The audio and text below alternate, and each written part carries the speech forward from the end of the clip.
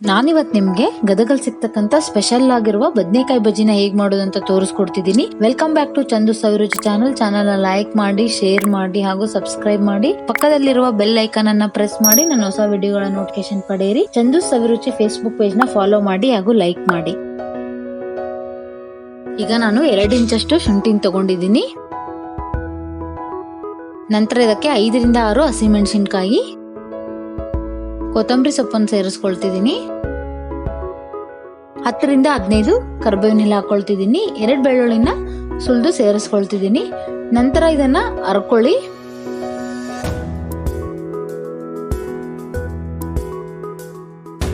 ನೀರು ಹಾಕೋ ಅವಶ್ಯಕತೆ ಇಲ್ಲ, ಹಾಗೇನೆ ಹರ್ಕೊಳ್ಳಿ. ಮಿಕ್ಸಿಗೂ ಹಾಕೊಳ್ಬಹುದು, ಆದ್ರೆ ಕಲ್ಲಲ್ಲಿ ಹಾಕೊಳ್ಳೋದ್ರಿಂದ ಟೇಸ್ಟ್ ಚೆನ್ನಾಗಿರುತ್ತೆ. ಈಗ ರುಚಿಗೆ ತಕ್ಕಷ್ಟು ಉಪ್ಪು ಹಾಗೂ 1/4 ಚಮಚದಷ್ಟು ನಾನು ಜೀರಿಗೆ ಸೇರಿಸ್ಕೊಳ್ತಿದ್ದೀನಿ. ನಂತರ ಇನ್ನೊಂದ್ಸಾರಿ ಚೆನ್ನಾಗಿ ಹರ್ಕೊಳ್ಳಿ. ನೋಡಿ, ಈಗ ಸ್ಟಫಿಂಗು ರೆಡಿ ಆಗಿದೆ. ಇದನ್ನ ತೆಗೆದಿಟ್ಕೊಳ್ಳೋಣ. ನಾನು ಬದನೆಕಾಯಿನ ಸ್ವಲ್ಪ ದಪ್ಪದಾಗಿ ಕಟ್ ಮಾಡಿಕೊಂಡು ನಂತರ ಇದನ್ನ 75% ಕಟ್ ಮಾಡಿ ಸ್ಟಫಿಂಗ್ ಸೇರಿಸ್ಕೊಳ್ತಿದ್ದೀನಿ.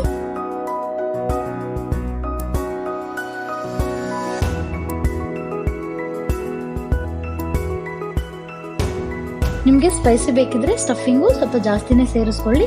ಈ ತರ ಕ್ಲೋಸ್ ಮಾಡಿ ಎಲ್ಲಾ ಬದನೆಕಾಯಿನ ನಾವು ಸ್ಟಫಿಂಗ್ ಸೇರಿಸ್ಕೊಂಡು ಇಟ್ಕೊಳ್ಳೋಣ.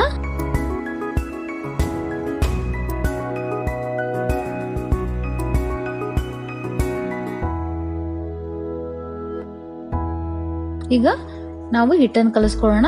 1 ಕಪ್ ಅಷ್ಟು ಕಡಲೆಬೇಳೆ ಹಿಟ್ಟನ್ನು ಸೇರಿಸ್ಕೊಳ್ತಿದ್ದೀನಿ. ನಂತರ ಇದಕ್ಕೆ 1 ಸ್ಪೂನ್ ಅಷ್ಟು ಅಕ್ಕಿ ಹಿಟ್ಟನ್ನು ಹಾಕೊಳ್ತಿದ್ದೀನಿ.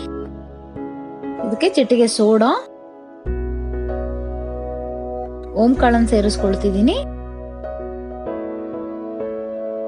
ರುಚಿಗೆ ತಕ್ಕಷ್ಟು ಉಪ್ಪನ್ನು ಸೇರಿಸ್ಕೊಂಡು ಈ ಹಿಟ್ಟನ್ನ ಚೆನ್ನಾಗಿ ಒಂದ್ಸರಿ ಮಿಕ್ಸ್ ಮಾಡ್ಕೊಳ್ಳಿ.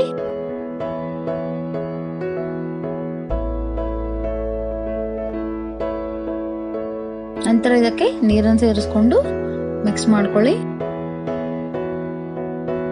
ನಾರ್ಮಲಿ ನೀವು ಬಜ್ಜಿಗೆಲ್ಲ ಕಲಿಸ್ಕೊಳ್ತೀರಲ್ಲ, ಆ ತರ ಕಲಿಸ್ಕೊಳ್ಳಿ.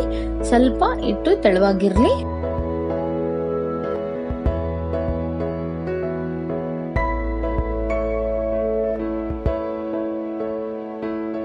ನೋಡಿ, ಹಿಟ್ಟು ಈ ಕನ್ಸಿಸ್ಟೆನ್ಸಿಗಿರ್ಲಿ. ನಂತರ ಈಗ ರೆಡಿ ಮಾಡಿರ್ತಕ್ಕಂಥ ಬದನೆಕಾಯಿನ ಒಂದೊಂದಾಗಿನೇ ಹಿಟ್ಟು ಜೊತೆ ಡಿಪ್ ಮಾಡಿಕೊಂಡು ಈಗ ಕಾದಿರ್ತಕ್ಕಂಥ ಎಣ್ಣೆಗೆ ಹಾಕೊಳ್ಳೋಣ. ಇದು ಲೋ ಫ್ಲೇಮಲ್ಲಿ ಇಟ್ಕೊಂಡು ಚೆನ್ನಾಗಿ ಗೋಲ್ಡನ್ ಬ್ರೌನ್ ಆಗೋವರೆಗೂ ಕರ್ಕೊಳ್ಳೋಣ.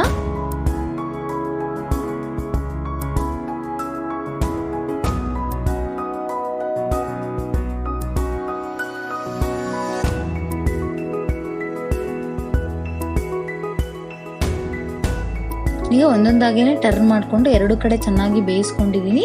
ನೋಡಿ, ಈಗ ಕಂದು ಬರೋವರೆಗೂ ನಾನು ಎಣ್ಣೆಲಿ ಕರ್ಕೊಂಡಿದ್ದೀನಿ.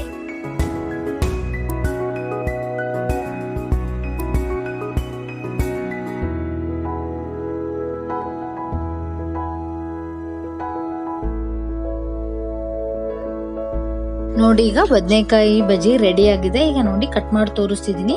ತುಂಬಾ ಚೆನ್ನಾಗಿ ಬೆಂದಿರುತ್ತೆ. ಹಾಗೆ ಇದು ಬೆಳ್ಳುಳ್ಳಿ ಚುಮ್ಮರಿ ಜೊತೆ ಒಳ್ಳೆ ಕಾಂಬಿನೇಷನ್. ನಾನು ಹಾಗಾಗಿ ಚುಮ್ಮರಿ ಜೊತೆ ಸರ್ವ್ ಮಾಡಿದ್ದೀನಿ.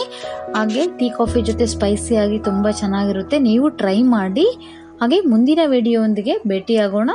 ಧನ್ಯವಾದಗಳು ಸ್ನೇಹಿತರೆ.